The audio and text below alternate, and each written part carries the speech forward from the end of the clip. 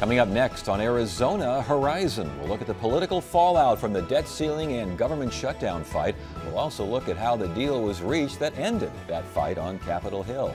And Arizonans take part in a worldwide earthquake preparedness event.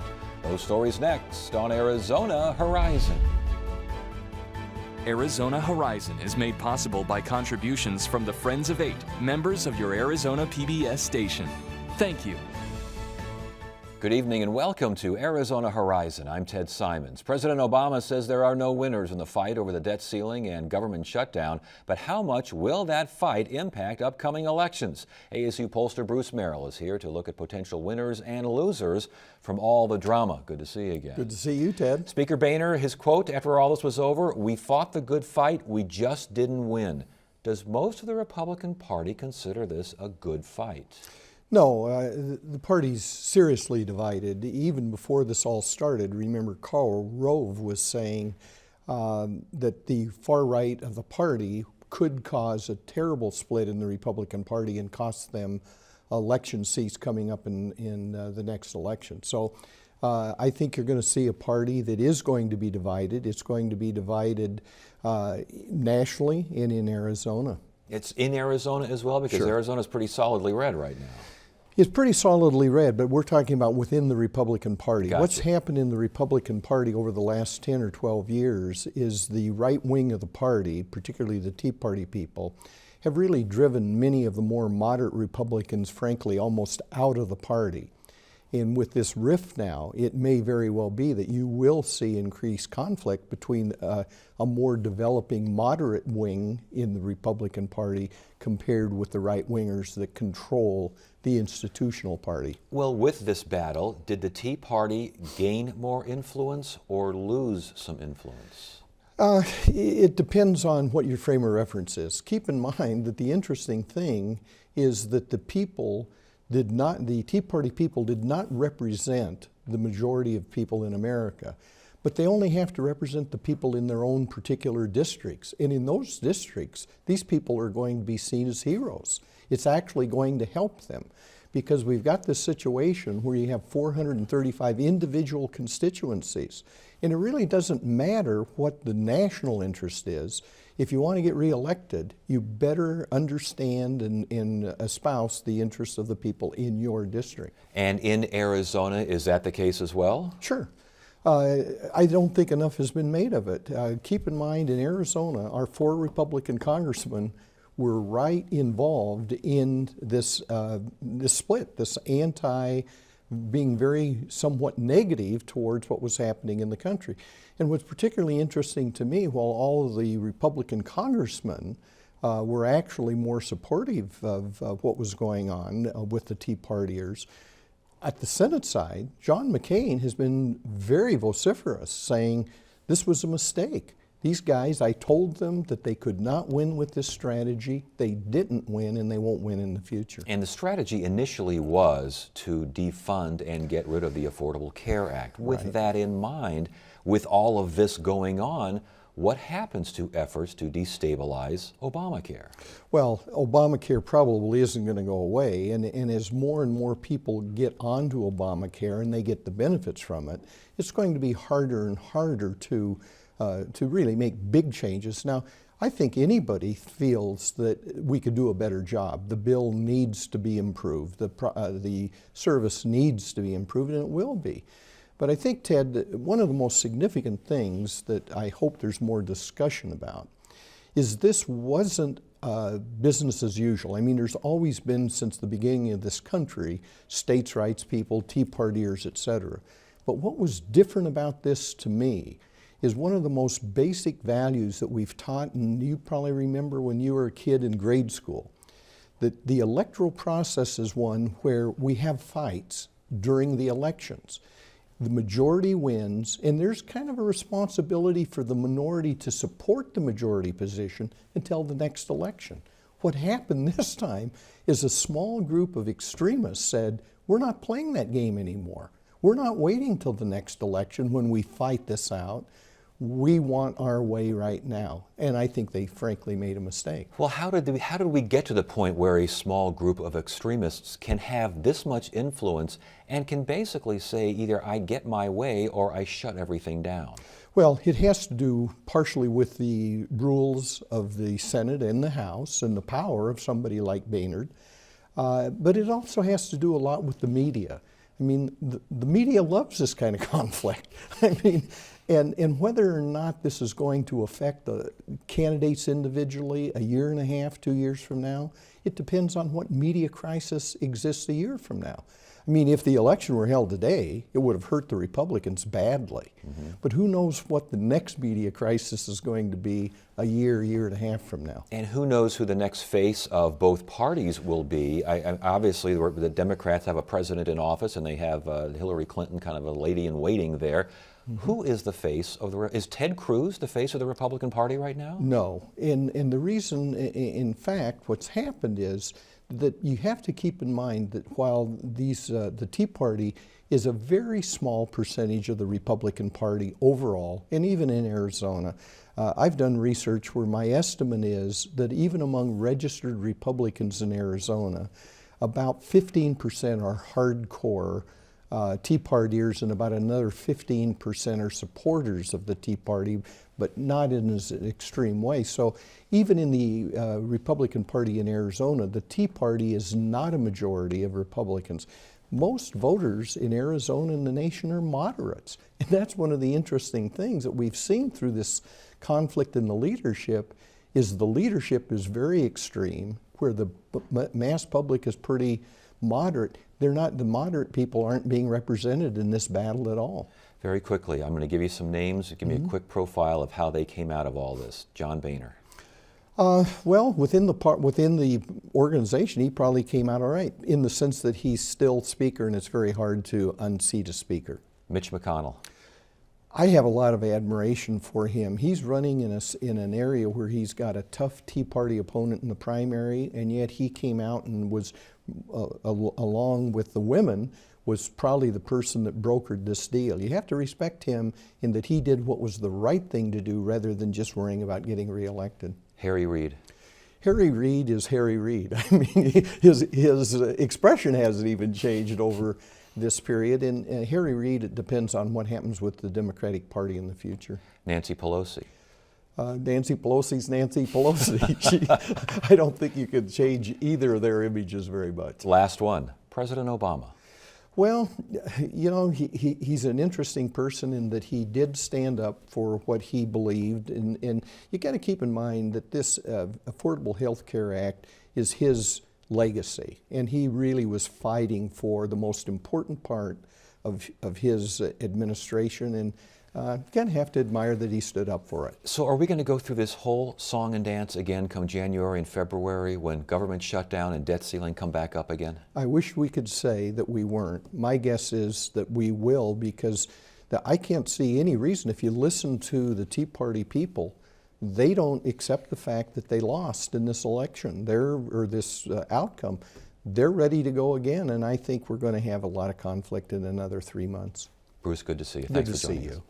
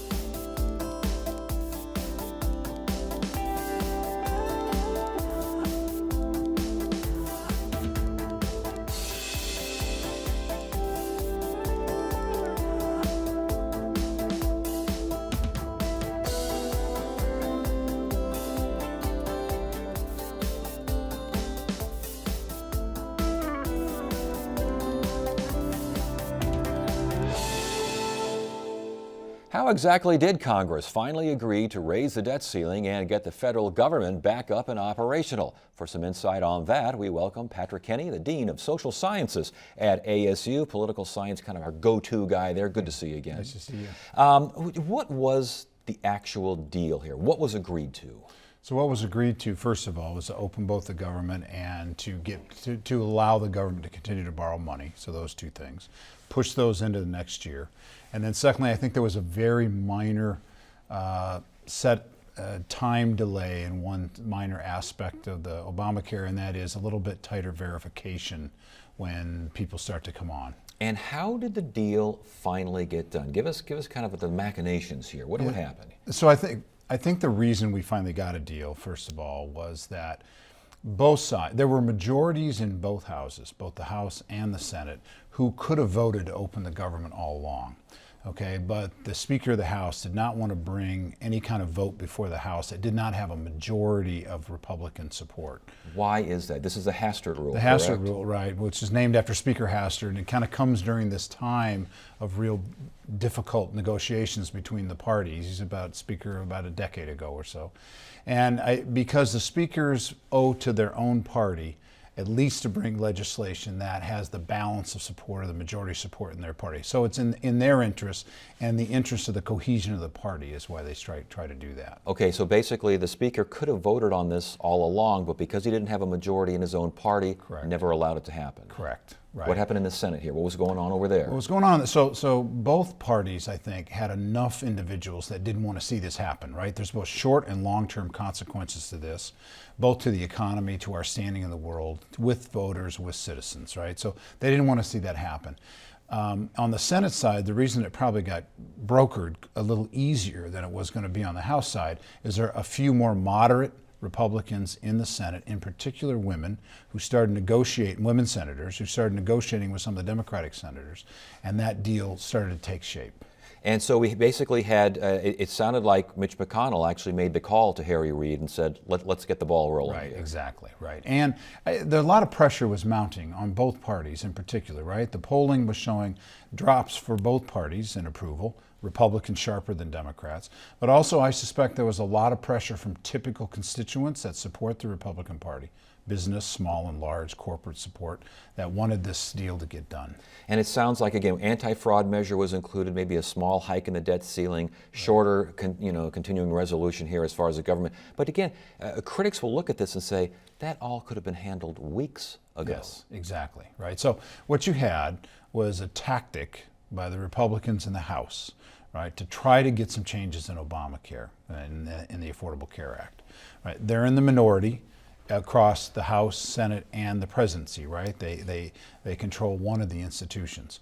So I think the idea was if we put enough pressure on the president to not shut down and to not go past the debt ceiling, that we can get some changes, right? That was the logic.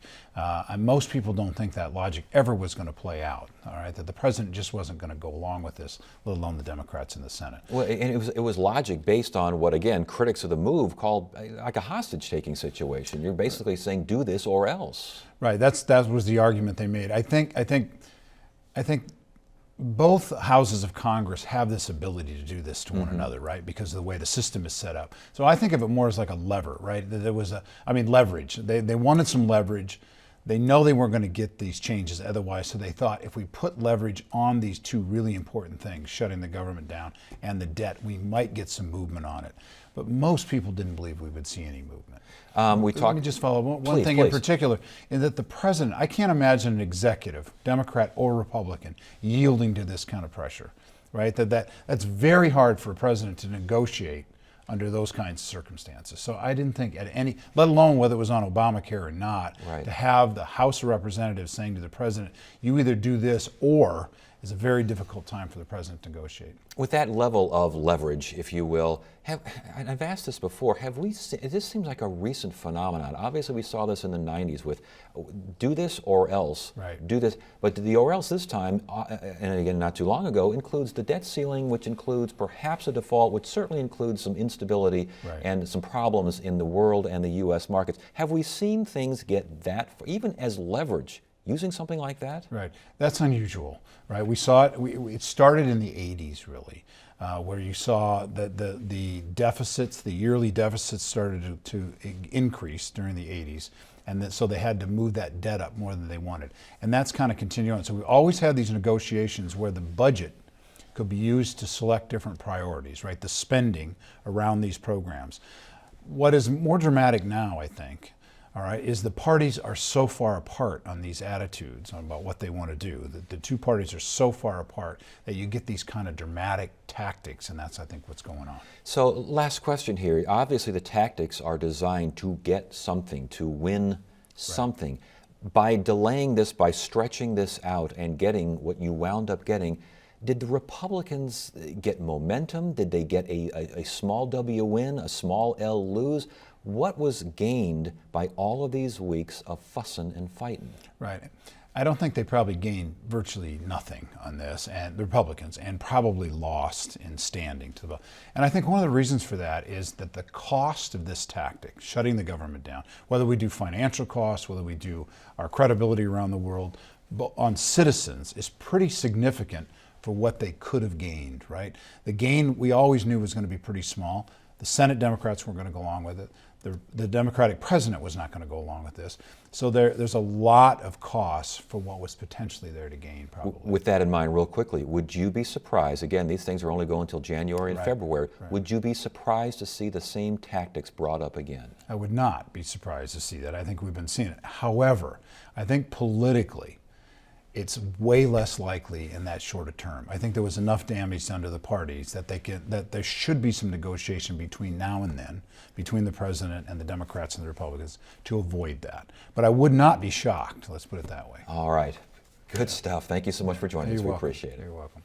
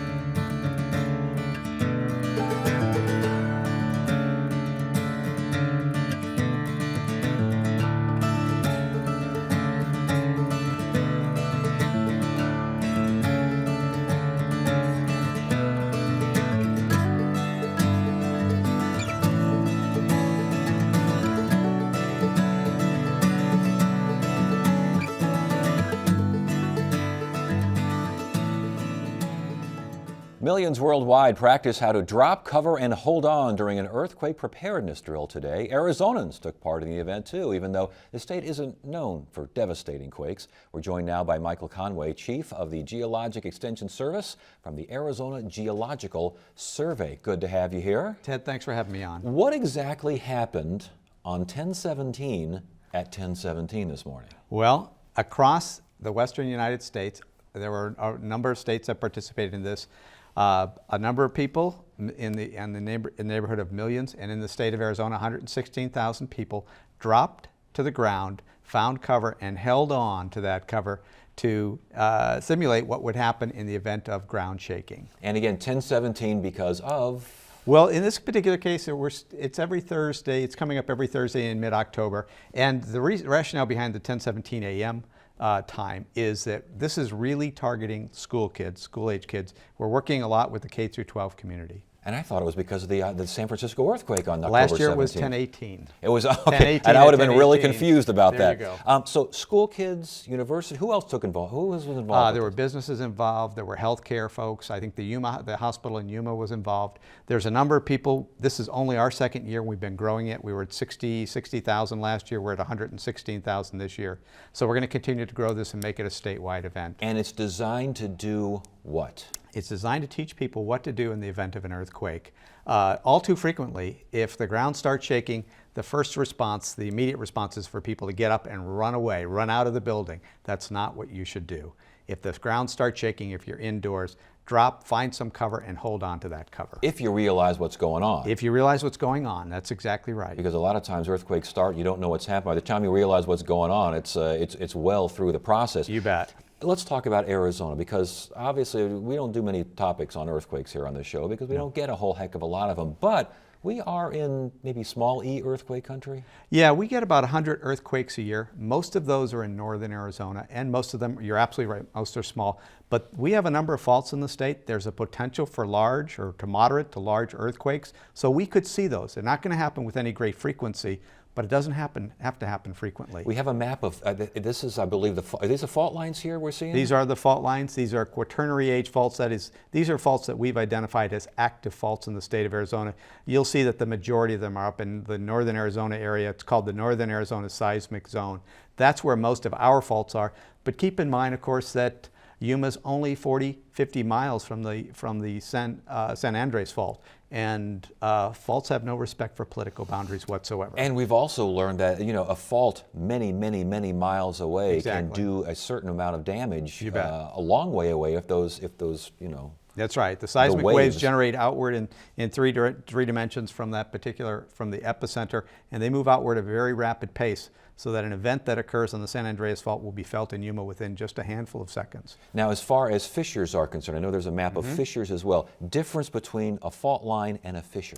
Yeah, fault line is really an area in which the rock is weakened, and which there's movement along the rock on either side of that particular fault. A fissure is just a crack in the ground. The fissures that we see, and we see them in 4 counties, Maricopa, Pinal, Pima, and Cochise County. Those are the result of subsidence due to groundwater harvesting, and they're just long, open fractures. And that's not necessarily an earthquake concern, It's not. No, it is not whatsoever an earthquake concern. Now, our next map I think we can show is the epicenters in the state. And again, when you're talking northern Arizona and you're talking close to California, hello, look at all that. You bet, you bet. We've, in our catalog, I think we've got several thousand earthquakes, historical earthquakes from about 1852 to 2013. And of course, you see all that activity to the west of us along the San Andreas and the Imperial Fault over there in California. There's lots of earthquakes that occur. Most of the earthquakes in Arizona are going to be small. Most of them are going to go unfelt. But we do have the potential to have larger felt earthquakes. Within the state boundaries, what is the biggest quake we've ever had? Within the state boundaries, well, actually the biggest quake that's impacted us was the 1887 event, was just south of Douglas in Sonora, Mexico. That was a magnitude 7.5. That did some damage in the Tucson area. It did some damage throughout the Southwest, and it was felt all throughout the Arizona territory at that time. You know, we think of Arizona, we look over to California, see lots of problems over there. But you got Mexico, you got New Mexico as well. Are those active? Mexico is, what about New Mexico? Baja California, certainly. Utah and Nevada probably more likely to impact us in northern Arizona with earthquakes and faults. Are there misconceptions regarding earthquakes in general and in Arizona in particular? You know, I think the biggest misconception is that people don't recognize that we have earthquakes. And one of the questions we get whenever there's an earthquake is we get calls at our offices asking, does Arizona have earthquakes? And since when has Arizona had earthquakes? And our response is, we have lots and lots of earthquakes. Most are unfelt, but you're going to feel earthquakes once in a while. You know, I worked for a time in the Bay Area, and I was up there for the October 17th quake in the upper deck of Candlestick Park, in which I had a short conversation with God there toward the end. I bet. Let's make this stop. But besides that, every once in a while you'd be walking along and the furniture shakes. And anyone who lives in California knows this. For any experience, any amount of time, things shake, things move, and everyone kind of moves on their merry way. Are we too comfortable right now with earthquakes in America? You know, I think we are, and some of that came to a stop, of course, because of the earthquake a year and a half ago now in the D.C. and the Virginia area. Yes. That impacted people up and down the East Coast. The East Coast is, the rock there is very hard, it's very solid. It transmits seismic energy very effectively, and millions of people felt that. And it's probably the first time many of them had ever felt an earthquake. And it certainly change the attitude towards earthquakes in that area. So, but as far as Arizona is concerned, it looks like northern Arizona over by California, especially Right. maybe down the south in New Mexico. But the Phoenix area looked, from that epicenter map, looked pretty clean. Yeah, you don't have a lot of earthquakes in the Phoenix area, and you're far enough from the San Andreas, you're far enough from Baja California, from the big faults in northern Arizona, that you're probably not going to have a lot of earthquake risk here. But keep in mind, the map we just showed you shows the earthquake, shows the faults that we're aware of. There are other faults that we're probably not aware of.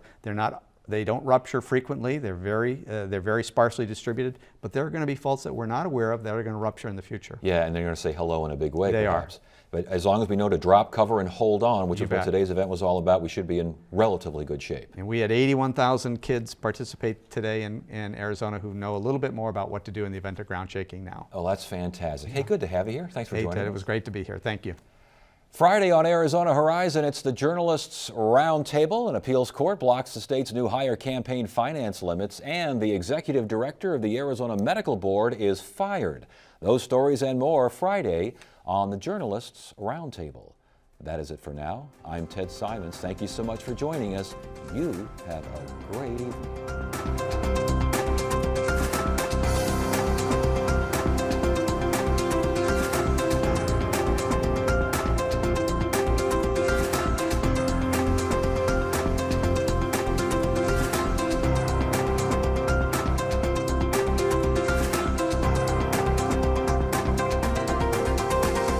Arizona Horizon is made possible by contributions from the Friends of Eight, members of your Arizona PBS station. Thank you.